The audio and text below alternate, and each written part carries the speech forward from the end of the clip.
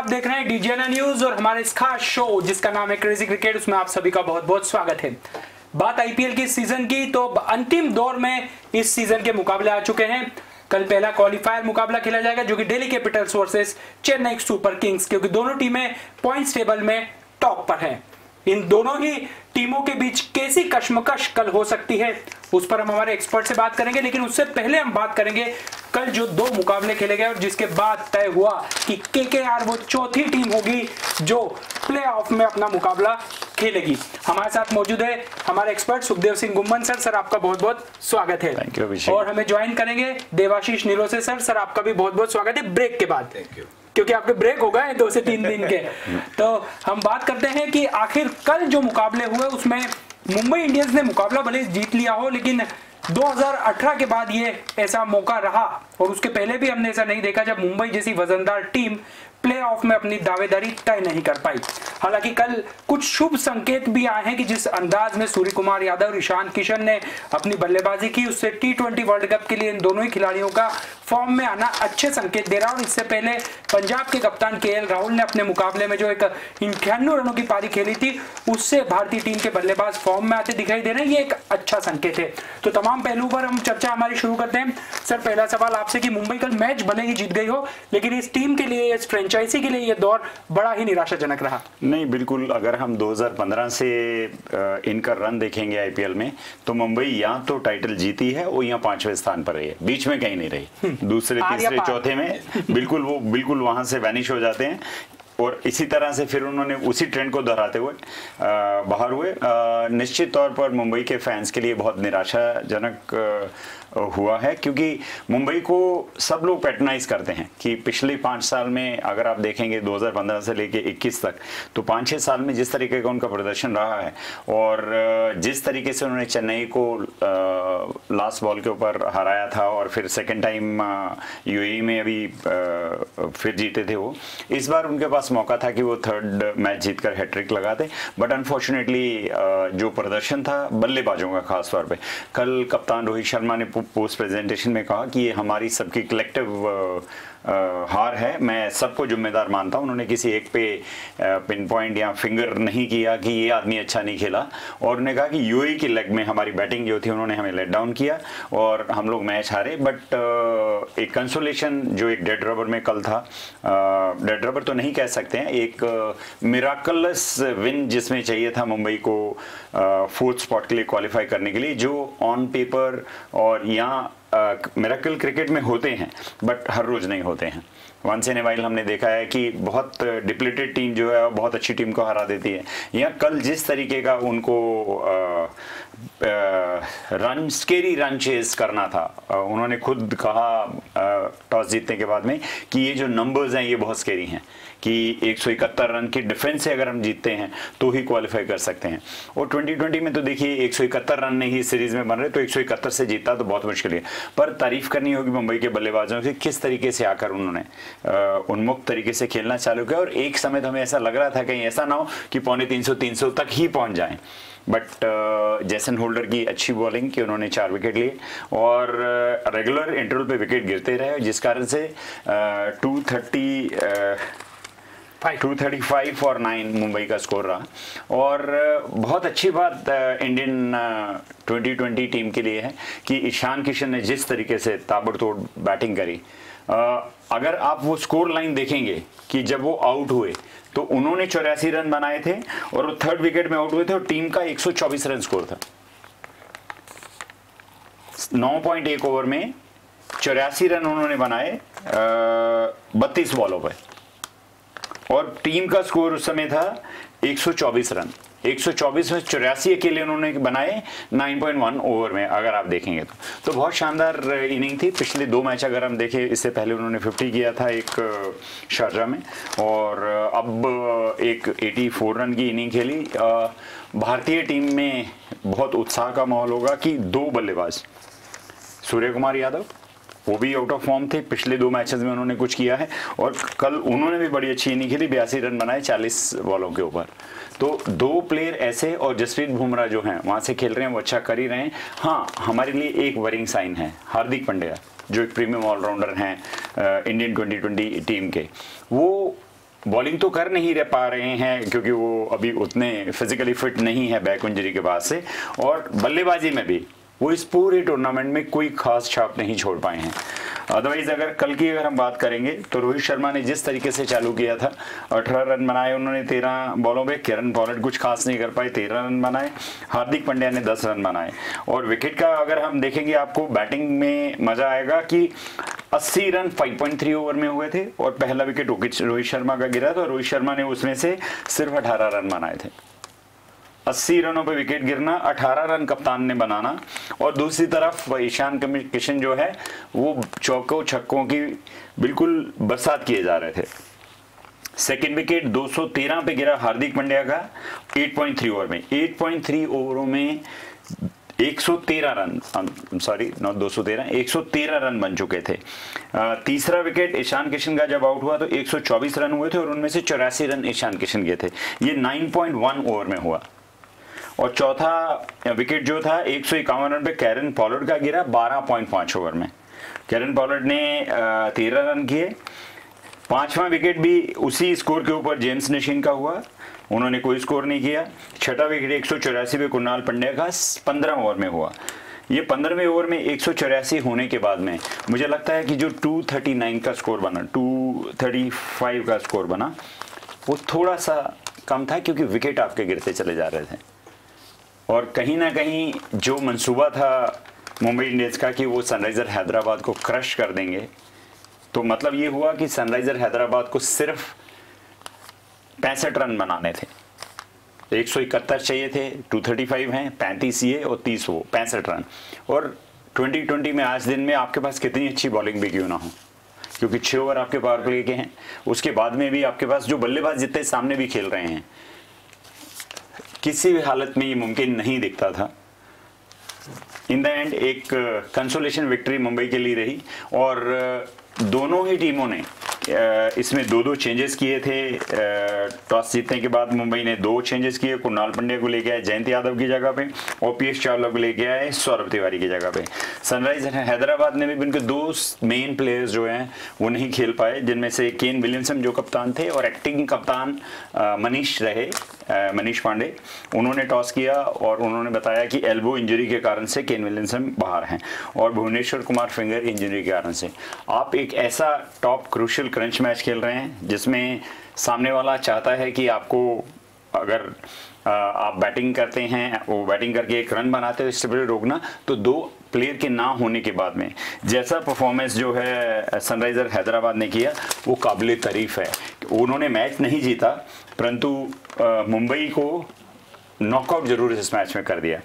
193 run बनाए उन्होंने 8 wicket के ऊपर, जो कि बहुत अच्छा स्कोर है। आप ओवरऑल मान के चलेंगे तो 428 रन एक 20-20 ओवर में होना। आप 50 ओवर में भी देखेंगे तो बहुत बार 428 रन 50 ओवर में नहीं बनते हैं।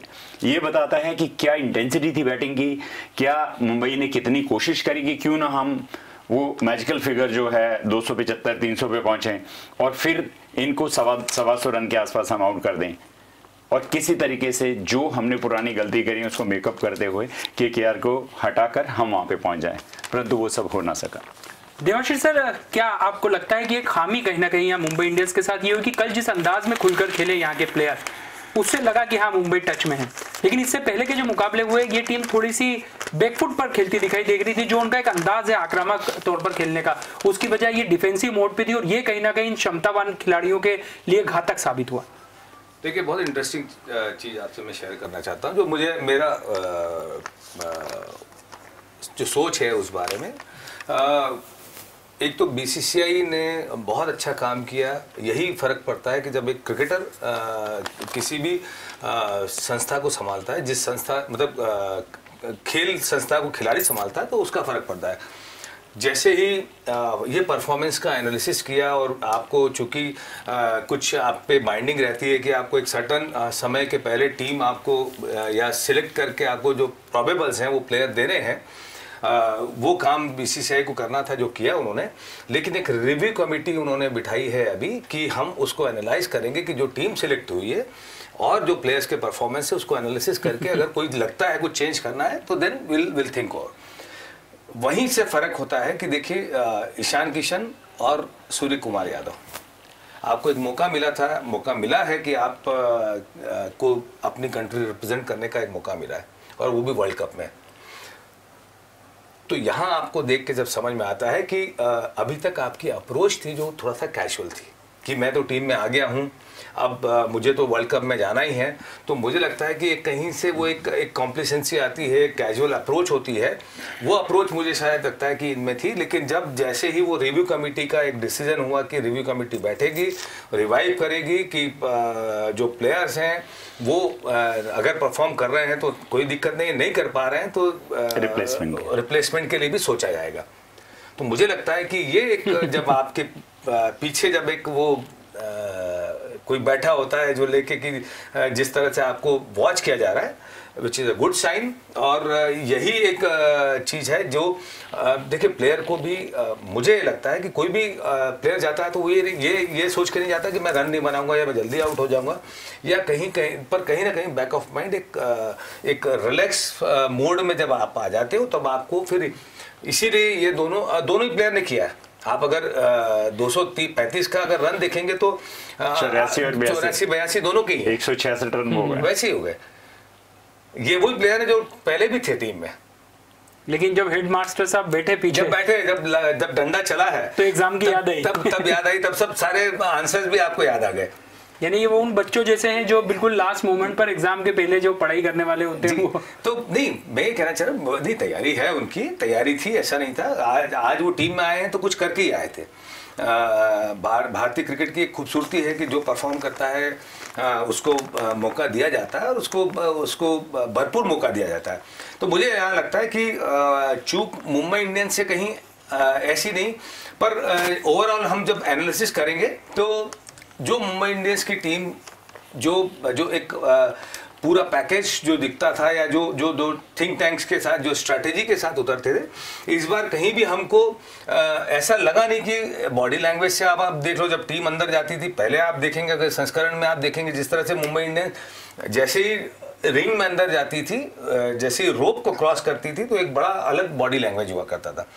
अभी इस बार देखेंगे तो बड़ा सा कंफ्यूज सा माहौल दिखता था आपको कि आपके टॉप प्लेयर्स हैं। देखिए, हम अगर पुराने संस्करण उठाएंगे तो आप देखिएगा कि बहुत बड़ा एडवांटेज सूर्य कुमार यादव, फिर आपका हार्दिक पांड्या, पोलार्ड और कुणाल पांड्या, ये बैट्समैन ऐसे थे कि ये कहीं ना कहीं अगर ऊपर नहीं रन बन पाते थे या ऊपर स्टार्ट अच्छा मिलता था तो ये एक्सेलरेट करते थे, उसको एक बड़ा टारगेट अचीव करके और खड़ा कर देते थे कि भाई अब ये बनाओ आप। लेकिन इस संस्करण में एक वो जो सबसे बड़ी कमी जो थी कि ये चारों प्लेयर्स का फॉर्म में नहीं होना। और हार्दिक पांड्या, जैसा सुखदेव भाई ने बताया कि बहुत बड़ा एक इंडियन क्रिकेट के लिए भी एक वरी फैक्टर है। वो ऐसा प्लेयर है कि कहीं से भी मैच टर्न कर सकता है, extraordinary batsman, extraordinary bowler, extraordinary fielder.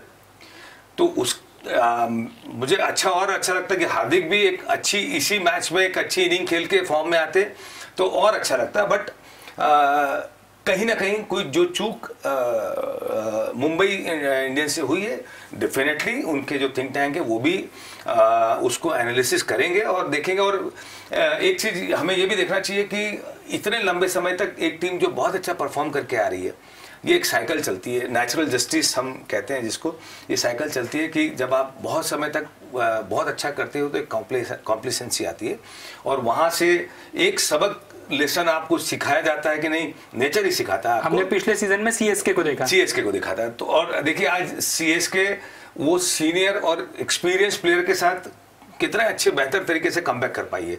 Mumbai के पास तो वो कॉम्बिनेशन है कि यंगस्टर्स भी हैं और एक एक्सपीरियंस भी है। तो मुझे लगता है कि एक नेचुरल जस्टिस है जो होता है इतना लंबा अच्छा करने के बाद।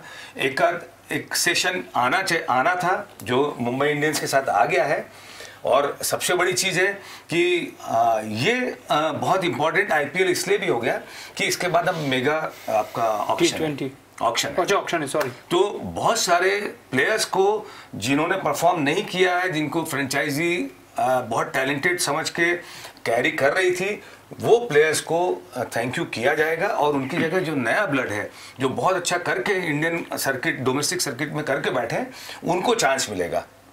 तो इस तरह से अगर आप देखेंगे, एनालिसिस करेंगे, तो मुझे लगता है कि मुंबई इंडियंस में भी बहुत सारे नए चेहरे आपको देखने को मिलेंगे और वेंकटेश अय्यर जैसे खिलाड़ियों को उनका पूरा हक मिलेगा। और यही इस खेल की, इस प्लेटफॉर्म की विशेषता है। सर दूसरे मैच की बात कर लेते हैं जो कि आरसीबी ने दिल्ली कैपिटल्स के खिलाफ खेला था और इस मुकाबले में आरसीबी ने जीत हासिल की है। सर दिल्ली कैपिटल्स के मंसूबे तो बहुत बड़े हैं इस टूर्नामेंट में, लेकिन आरसीबी भी इस बार कम मंसूबे लेकर मुकाबले में नहीं उतरी और लग रहा है कि इस बार खिताब पर पूरा निशाना साध रखा है विराट सेना ने।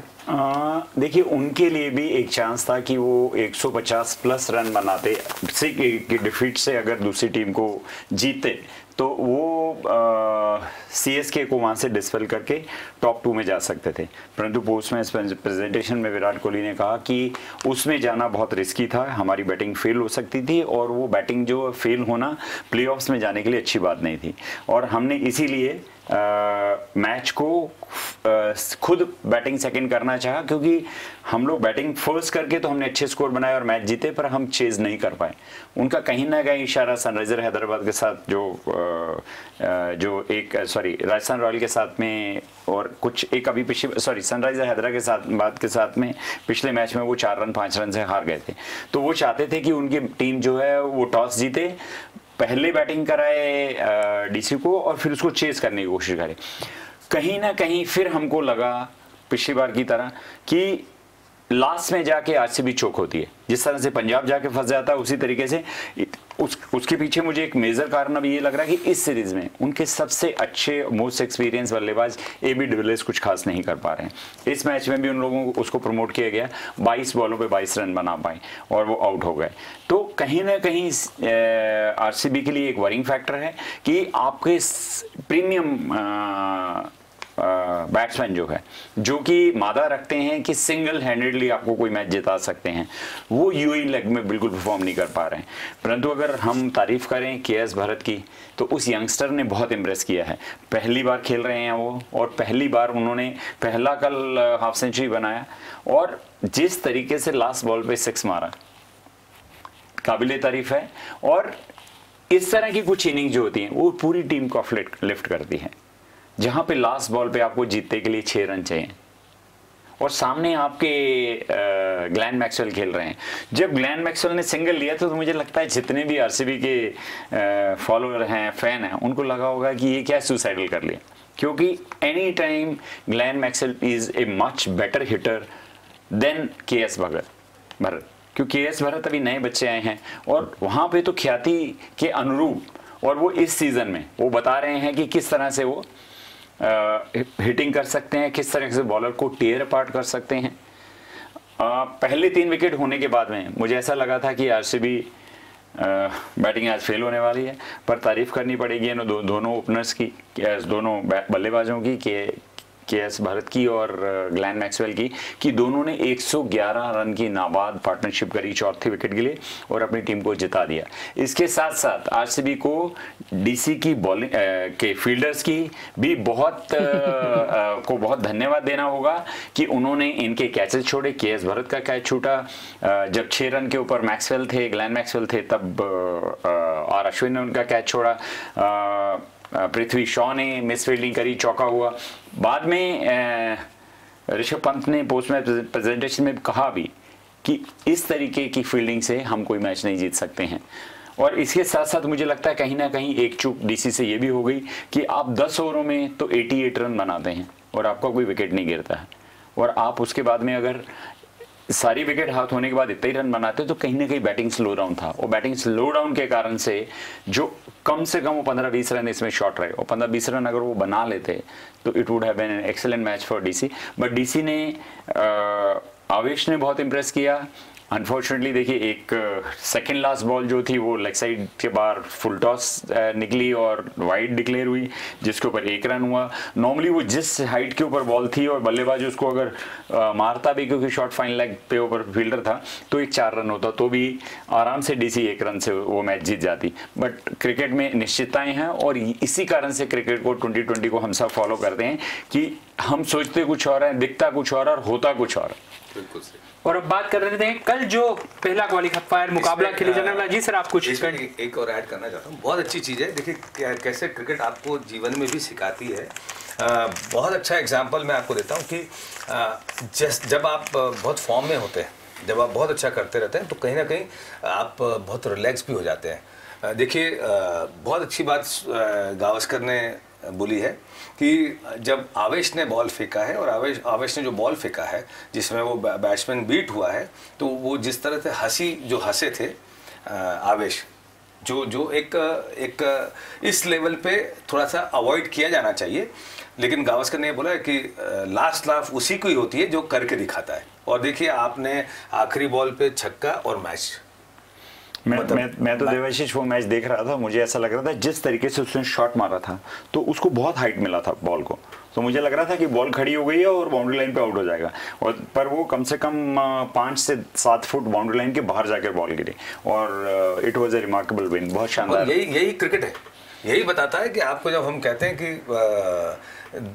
हेड स्टिल, आप बॉलर हो तो भी यही सिखाया जाता है कि आपका सर नहीं गिरना चाहिए, बैटिंग करते हो तो सिखाया जाता है कि आपका सर नहीं गिरना चाहिए।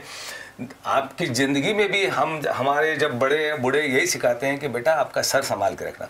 तो ये बहुत ज़रूरी होता है कि किसी भी चीज़ को आपको लाइटली लेना है। एक बहुत बड़ा सबक, और आवेश का तो बहुत बड़ा फ्यूचर है, और आवेश तो हमारे इंदौर के हैं, और सबसे बड़ी चीज़ है कि बहुत लंबा वो खेलेंगे, और जिस तरीके से उन्होंने बॉलिंग की है, मुझे लगता है कि बहुत जल्दी हम उनको इंडियन टीम का पार्ट और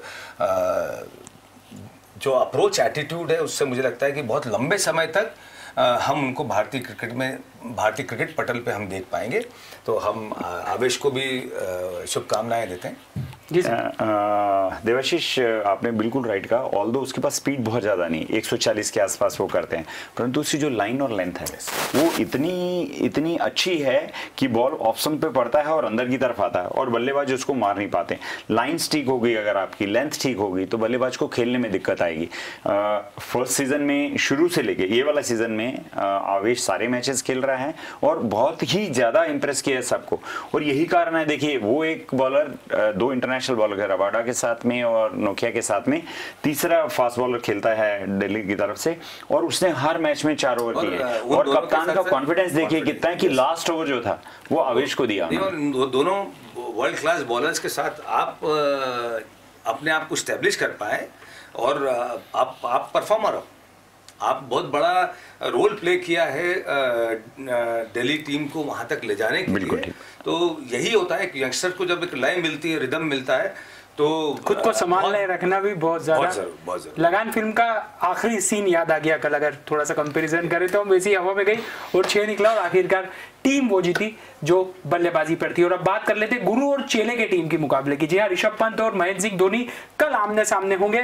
पहला क्वालिफायर मुकाबला ये खेला जाएगा और निगाहें तो इस मैच पर जरूर होगी। हालांकि सीएसके जो पूरे तरीके से फॉर्म में दिखाई दे रही थी उसने हार की हैट्रिक लगा चुकी है, जबकि कल दिल्ली कैपिटल्स भी आरसीबी के सामने अपना मुकाबला हार चुकी है। यानी हार ने दोनों ही टीम का पीछा तो नहीं छोड़ा है, ये पिछले कुछ दिनों का इतिहास बता रहा है। ऐसे में कैसे पार पाएगी ये टीमें एक दूसरे के खिलाफ, क्योंकि यहाँ गुरु और चेले आमने सामने होंगे। सर क्या कहेंगे? बिल्कुल ठीक बात है। दोनों कीपर हैं, दोनों बल्लेबाज हैं। ऋषभ जो हैं वो इनफॉर्म हैं अभी, क्योंकि वो इंटरनेशनल क्रिकेट खेल रहे हैं, और एमएस धोनी थोड़ा बैटिंग से स्ट्रगल कर रहे हैं।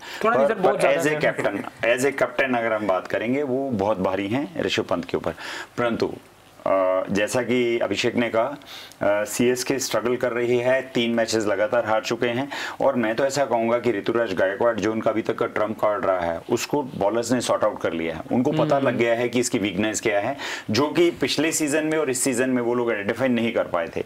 हमने पिछले 2 मैचेस में देखा किस तरह से rising shot of length ball के ऊपर वो शॉर्ट मिड विकेट के ऊपर दोनों बार कैच देके चले गए, और उनका आउट होना और फाफ दु प्लेसी, ये 2 मेजर इनफॉर्म बल्लेबाज सीएसके के हैं। जब उन्होंने पहले पावर प्ले में 6 ओवर के अंदर अंदर इन लोगों ने अच्छे रन बनाए हैं, इनवेरिएबली सीएसके ने अच्छा स्कोर किया है, और उसके बाद में ब्रावो एंड कंपनी के साथ में जो change in pace, Shardul Thakur और जो बॉलर्स ने बाकी बॉलिंग करी है, वो जब आपके पास स्कोर एक रिस्पेक्टेबल होता है जो जिसको आप डिफेंड कर सकते हैं, तो बॉलर्स जो हैं वो बहुत निश्चिंत होकर और अपने तरीके से अपना परफॉर्मेंस दे सकते हैं। आपको डर नहीं होता है कि मुझे 5 रन 6 रन 7 रन डिफेंड करने, 6-7 रन 2020 में कुछ भी नहीं होते हैं। परंतु अगर हम चेन्नई की बैटिंग लाइनअप की बात करेंगे तो मुझे 4 प्लेयर के सिवाय 5वां प्लेयर कोई ऐसा नहीं लग रहा कि जो आज फॉर्म में है।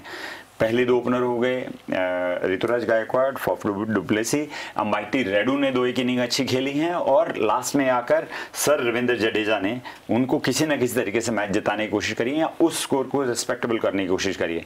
परंतु अगर जब आप प्लेऑफ्स में फाइनल में जाते हैं तो आपके पास में आपको सारी टीम को इन्फॉर्म होना जरूरी है, अच्छा खेलना जरूरी है और तभी आप उसको जीत सकते हैं।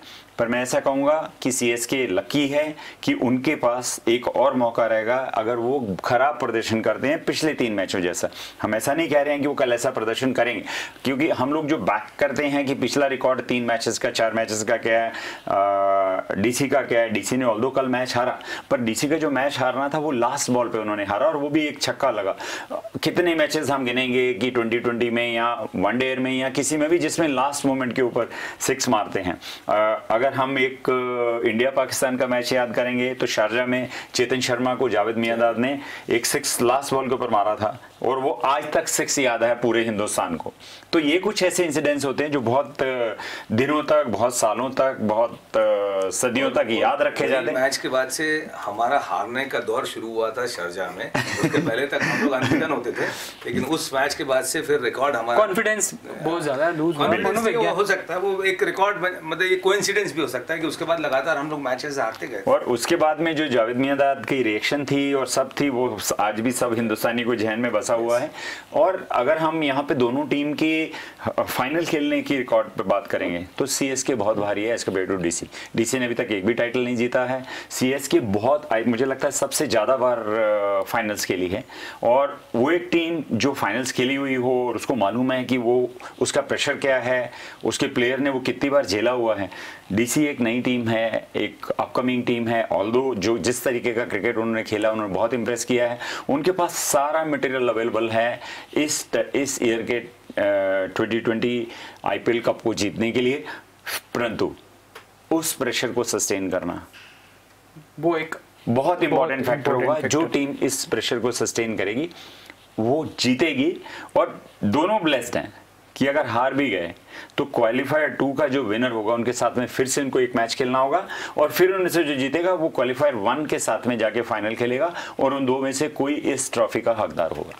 देवाशीष सर, जैसा मैंने आपको बताया कि गुरु और चेले के बीच मुकाबला है और कल तय हो जाएगा कि गुरु क्या गुरु ही है या फिर गुरु तो गुड़ रह गया और चेला चीनी हो गया। लेकिन फिर भी किसी खिलाड़ी के लिए ये एक बहुत सौभाग्य का विषय हो सकता है, खासतौर पर ऋषभ पंत जैसे, कि जिस खिलाड़ी को देखकर अपना करियर तय करा हो वो आपके सामने टॉस में मौजूद रहेगा और आप उसके सामने एक मजबूत टीम लेकर मजबूत दावेदारी के साथ मैदान में उतरेंगे। निश्चित तौर पे देखिए, जब भी आपका कोई आइडल जिसको आप अपना एक गुरु मान रहे हैं, जिसको आप अपना एक भगवान मान के आप चलते हैं, जिसको आप जिसकी चाल को आप अपनाना चाहते हो, जिसकी हर अदा को आप अपनाना चाहते हो, तो मुझे लगता है कि डेफिनेटली ऋषभ के लिए एक बहुत बड़ा अवसर है। और सबसे इम्पोर्टेंट चीज़ है कि मुझे लगता है कि ऋषभ की जिस तरह के प्लेयर हैं वो अपने गुरु को दिखाना चाहेंगे कि उनका चेला नाकाम नहीं है, बेकार नहीं है और उसमें भी बहुत पोटेंशियल है। तो एक अलग जज्बात के साथ, एक अलग जज्बे के साथ मुझे लगता है ऋषभ अपनी टीम को लेके जाएंगे कि गुरु को दिखाएंगे कि गुरु ने जो चेला शिष्य बनाया है वो गलत नहीं बनाया। तो ये है। लेकिन हाँ, जैसे सुखदेव भाई ने बोला कि इस मैच में दोनों टीमों के लिए एक ऑप्शन और तैयार है कि अगर हारते भी हैं तो डिसहार्टन होने की ज़रूरत नहीं है। उनके पास वापस एक मैच और खेलने को मिलता है और खेल के वापस आप वो मैच जीत के और फिर फाइनल में कुछ नेवर नो कि ये कब किसके पास जाना है, किसके पास नहीं जाना, ये आप ये कश्मकश अभी तक हम देखते आए हैं। सब टीम, अब चारों टीमें ऐसी हैं, केकेआर ज्यादा खतरनाक नहीं लगने गई सर। ये चारों टीम ऐसी है कि ये कुछ भी कहीं भी कुछ कर सकती है। केकेआर देखिए, केकेआर को जो फर्क आया है वेंकटेश ने, जो उसकी ताकत बन रहा है, और त्रिपाठी का जो कॉम्बिनेशन है, और जिस तरह से आप चारों टीमें जो हैं उनको अगर हम एनालाइज करेंगे तो जिस तरह से केकेआर ने ग्रो किया है इस सेकंड फेज का जो है, सेकंड फेज में अगर आप देखेंगे तो सबसे बड़ी उपलब्धियां केकेआर की ही हैं। आरसीबी पीछे है, लेकिन जिस तरह से ग्रो किया है एज ए टीम मुझे लगता है केकेआर ने बहुत अच्छा वो कॉम्बिनेशन आया है। वो एक क्या होता है जब आप टीम का माहौल देखते हैं और जब आप एक दूसरे की सक्सेस को कॉम्प्लीमेंट करते हैं, वही टीम सबसे अच्छा करती है। तो जिस तरह से टीम अच्छा कर रही है और टीम में जो माहौल बना हुआ है और जब सारे प्लेयर्स एक दूसरे को कॉम्प्लीमेंट कर रहे हैं, तो वो टीम में एक बहुत बड़ा एडवांटेज कॉम्बिनेशन में आता है। फिर भी जो सुखदेव भाई ने बोला कि मैं भी एग्री करता हूं कि सीएसके के पास एक बहुत लंबा अनुभव है। जितने फाइनल्स वो खेले हैं उतने फाइनल्स मुझे लगता नहीं है कि कोई और टीम खेली है। अनफॉर्चुनेट है कि वो फाइनल्स ज़्यादा हारे हैं, बट फिर भी जो जिस तरीके से वो कप्तान ने टीम को लेके, और देखिए उन्होंने उन्हीं लोगों पे भरोसा किया है और लंबे समय तक वही लोग चले आ रहे हैं। तो जैसा मैंने बात की कि मेगा ऑक्शन में इस बार बहुत से नए चेहरों को पुराने और बड़े चेहरों को रिप्लेस करने का मौका मिलेगा।